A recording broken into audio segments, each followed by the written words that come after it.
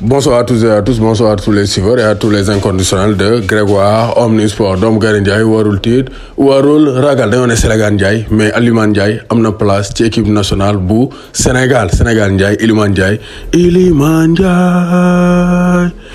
Ndiaye Diatta Iliman Ndiaye doit venir en équipe nationale du Sénégal. Je pense que yàgg naa ko wax chaque semaine mu def ci vidéo et te duma ci tay Iliman Ndiaye c'est une évidence, il doit venir jouer pour l'équipe nationale du Sénégal. Il est temps, il veut venir et il a les performances, il a les arguments sur la table pour prouver à Aliou Cissé qu'il peut tenir donc vraiment dans le secteur offensif des Lions du Sénégal. Pourquoi? Parce qu'Iliman Ndiaye, il est loué de partout. Actuellement, Angleterre, tout le monde parle de Iliman Ndiaye. Pourquoi? Parce qu'il a été décisif. Xool leen tweet yi, xool leen waa ji, il a résumé la saison de Iliman Ndiaye. Mun Iliman Ndiaye qu'il a été bien utile sur cette fin de saison alors qu'il avait perdu sa place. Nee na Iliman Ndiaye amoon na njariñ ci njeexitalu saison bi parce que ñàkkoon na place am, il nous a presque assuré le top 6, 109.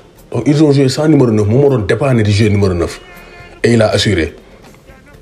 Quel magnifique second attaquant, intelligent et super facile techniquement. Parce que Messi lañ ko doon tuddee ba mu nekkee France tour Dakar Sacré-Cœur fii la jógee dem France day ñëw fii vacances et il aime le Sénégal wax na ko nee il veut jouer pour le Sénégal.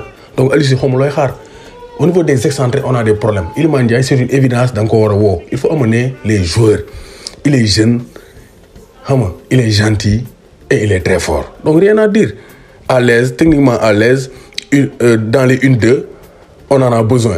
On en a besoin, ça c'est très clair. Sénégal, on a besoin d'Iliman Ndiaye. Xool kii ne Iliman Ndiaye, in his first professional career, mu ne pour sa première saison, pour sa première donc saison donc professionnelle, has scored 4 goals in 5 games. Il a marqué dafa dugal ñeenti buts ci juróomi match, 4 buts en 5 matchs. When it matters and puts his club into the playoff. Nee na ci ay problèmes yu métti le Sheffield ne avec la pression il a réussi à marquer 4 buts en 5 matchs yóbbu équipe am playoff ka lañu day Nottingham Forest lañu dajeel 14 mai ak 17 mai. What a fantastic little lad. Donc quel fantastique jeune joueur. Donc rien à dire. Iliman Ndiaye, il a fait ses preuves. Et je pense qu'Aliou Cissé doit l'appeler par la force. Par la force, il doit l'appeler. Parce qu'il a fait ses preuves. C'est un joueur intelligent, un joueur offensif dont on a besoin. À part Sadio Mané, Ismaïla Sarr, Krépin Diatta est blessé, on n'a pas de joueur offensif, de métier. Ñi ay attaquants lañ de point ñu leen di déplacer ci côté yi te loolu amul sens. Je pense que convoquer Iliman Ndiaye c'est une évidence. Et Aliou Cissé doit le convoquer par la force. Aliou Cissé yaa may dégg Iliman Ndiaye da nga ko war a convoquer par la force. Xool leen 4 derniers matchs yi face à Reading mu dugal Brighton mu woor dugalul. Sheffield United mu joxe la victoire QPR mu joxe mu dugalaat il a participé à la victoire tey aussi il a participé à la victoire 1 but une passe décisive 4 buts une passe décisive il est impliqué dans 5 buts sur ces 5 derniers matchs. Après il a propulsé Sheffield United donc en play-off dañuy jouer play-off face à Nottingham Forest le 14 mai match aller retour le 17 mai. Ensuite ñu jouer finale face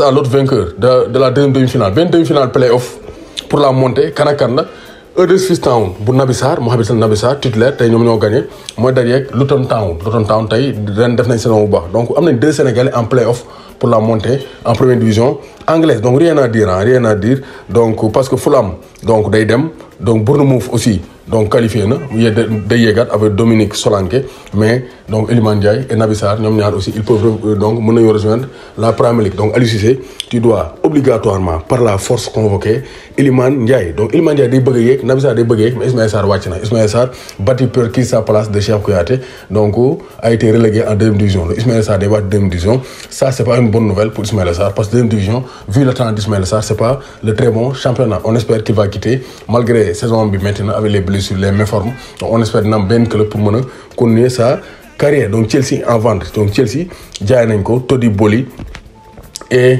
le nouveau propriétaire de Chelsea.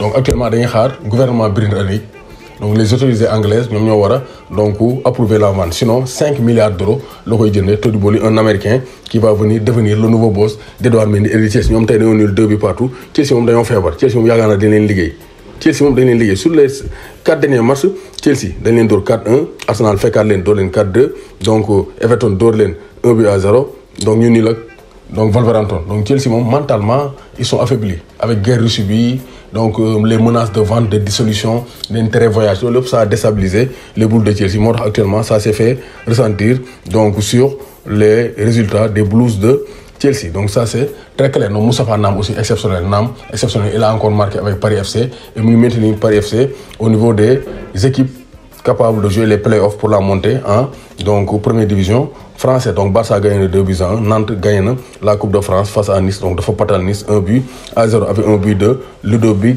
Blas. Donc ça c'est très clair. Donc Sabaly il a été titulaire avec Betis Séville mais donc Alba et Albes les deux anciens ñoo leen nax defal leen bagage doomu Gaynde Ndiaye warul tiit warul ragal. Iliman Ndiaye il faut venir en équipe nationale. Aliou Cissé yaa ngi may dégg bu baax Iliman Ndiaye da nga ko war a woo par la force on a besoin de lui dañu ko soxla te da nga ko war a woo.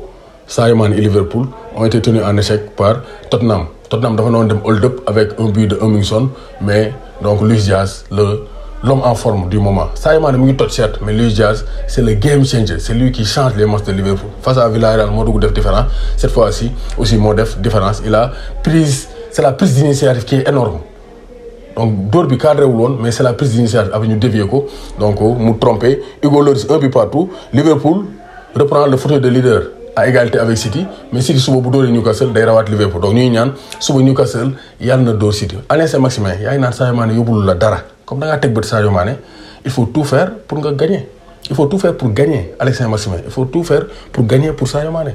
Parce que si Newcastle bat City, ça sera une bonne nouvelle pour Sadio Mané. Comme tu veux donc vraiment manger à la table de Sadio Mané. Donc il faut gagner face à City. Comme ça, tu pourras te comparer à Sadio Mané. Tout en sachant que Sadio Mané n'est pas ton égal, Alain Saint-Maximin. Da ngay muñ wutal benn morom Sadio Mané du sa morom. Jaay sama gars yi Aliou Cissé il faut convoquer Iliman Ndiaye. C'est une obligation, c'est une évidence.